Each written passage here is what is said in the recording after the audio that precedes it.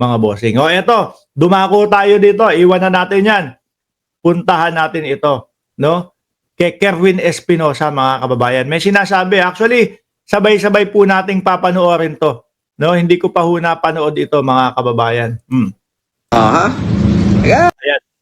Kung may makakapag-explain ho sa akin, mga bossing, paki-explain nyo na lang po kasi alam ko Bisaya eh. Oh. Kapag ka hindi natin maintindihan, kayo na lang mag-explain diyan sa comment section. Ito po, mga kababayan, nag-ugat po ito doon sa pamamaril kay Kerwin Espinosa. No? At dawit nga po sa nasabi nila ang 7 kapulisan.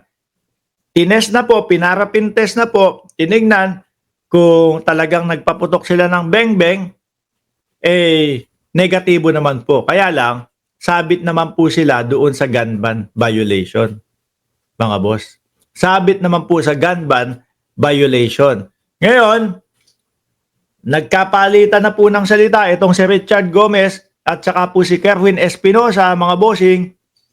Ang sabi ni Kerwin Espinosa, sabi ni Richard Gomez, ay wala. No? Yang si Kerwin Espinosa, staged lang yung pagkakabaril dyan. Sila lang ang may gawa niyan. Kung yung inanalyze naman po natin, madami nagsasabi, double action ang ginamit na bala, ang double action ho, mga kababayan. Pag ipinutok mo yan, yun yung unang action niya. Pag dumampi yan sa katawan mo, pumasok sa loob, puputok ulit yan. Diba? Puputok ulit yan, mga kababayan.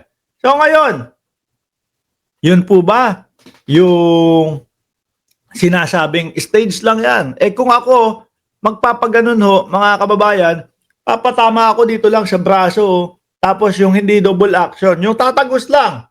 No? Para buhay pa din ako. No? Sabi ni Richard Gomez, wala, stage lang yan, gawa-gawa lang nila yan. Sabi naman ni Kerwin Espinosa, hindi naman ako artista kagaya mo na gawa-gawa. Eto pa, merong latest news na yung 7 kapulisan mga kababayan, nagtago daw o dumiretso daw ho doon sa bahay ng kilalang congressman. Yun po yung pinakadulo ng balitang ito. Ngayon, nakita namin ito, mukhang Bisaya ho, i-ano nyo na lang, i-translate nyo na lang ho dyan, mga kababayan. Sabi ni NBA player short, patay na sana kung talagang double action. Nag-research ka pala Yung nga, yun ang ginamit nga. Ay, kasakit.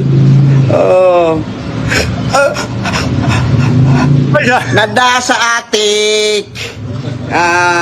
Nada sa atik. Ibuhat ko todo. Mga viewers, para sa inyong kasayuran, gibuhat ko to nga magtinga. Pagkahibaw na ako nga sa ako ang intel sa ako ang kaugalingon. Pag-report sa... Sabi ni Annalisa Natividad, pati sa ICC, Sir Mark, binasahan ng rules ang mga DDS doon.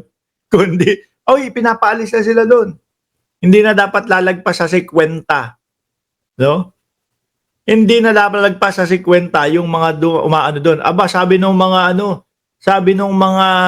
tawag dito? Nung mga kasulid. Sabi ng mga kasulid, ayan! Inutusan na ni Bongbong Marcos yung mga kapulisan doon sa ICC. 50 na lang daw. Piruin mo, si Pangulong Bongbong Marcos mag-uutos doon sa mga kapulisan. Nakaka-istorbo naman po talaga yung mga DDS na yan, yung mga kasulid na yan.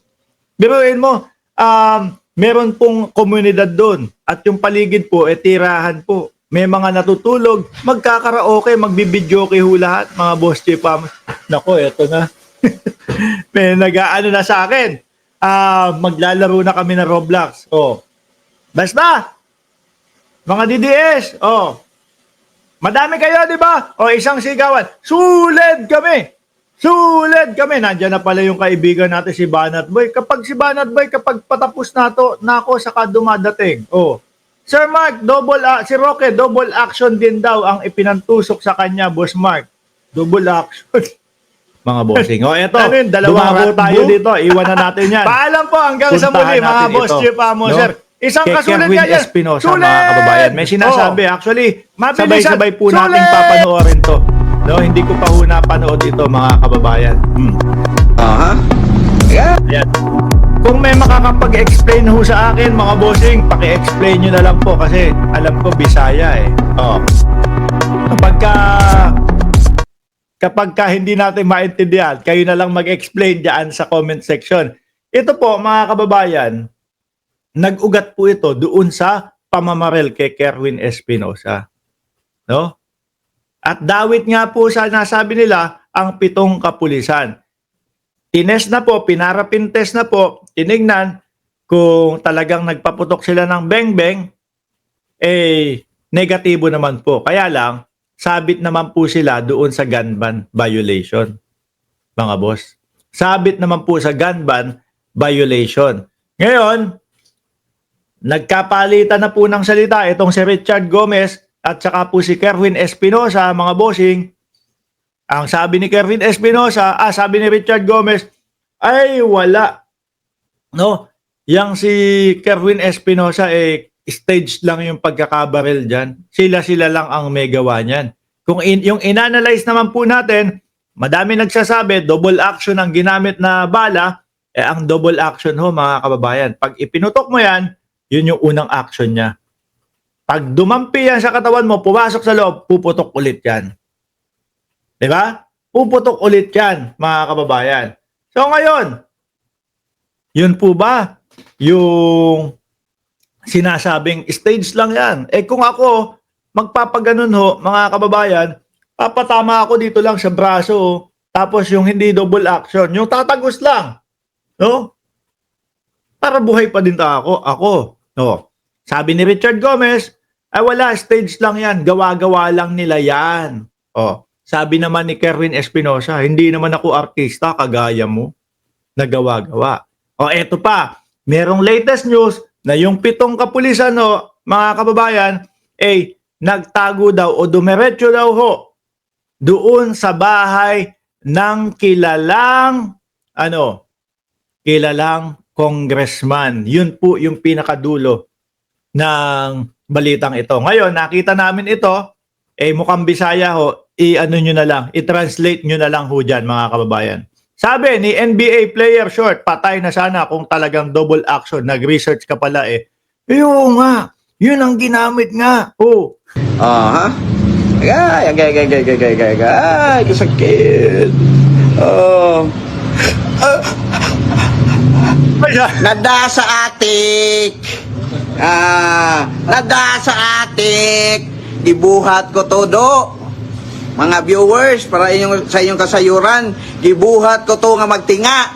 Pagkahibaw na ako nga sa ako ang intel sa ako ang kaugalingon. Pag-report sa... Sabi ni Annalisa Natividad, pati sa ICC, Sir Mark, binasahan ng rules ang mga DDS doon. Kundi, pinapaalis na sila doon. Hindi na dapat lalagpas sa 50. No? Hindi na dapat lagpas sa 50 yung mga umaano doon. Sabi nung mga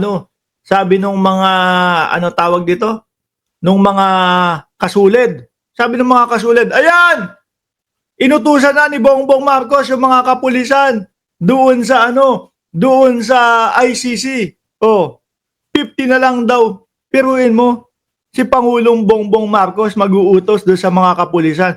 Nakaka-istorbo naman po talaga yung mga DDS na yan, yung mga kasulid na yan. Biruin mo, meron pong komunidad doon at yung paligid po, tirahan po. May mga natutulog, magkakaraoke, magbibidyoke ho lahat, mga boss chief. Nako, eto na. May nag-aano na sa akin. Maglalaro na kami ng Roblox. Basta, mga DDS, madami kayo, di ba? Isang sigawan. Suled kami. Nandiyan na pala yung kaibigan natin si Banat Boy. Kapag patapos na ako, saka dumadating. Sir Mark, si Roque, double action din daw ang ipinantusok sa kanya, Boss Mark. Double action. Ano yun? 2 ratbo? Paalam po hanggang sa muli, mga Boss Chief Amo, sir. Isang kasulit nga dyan. Suled! Mabilisan. Sulit!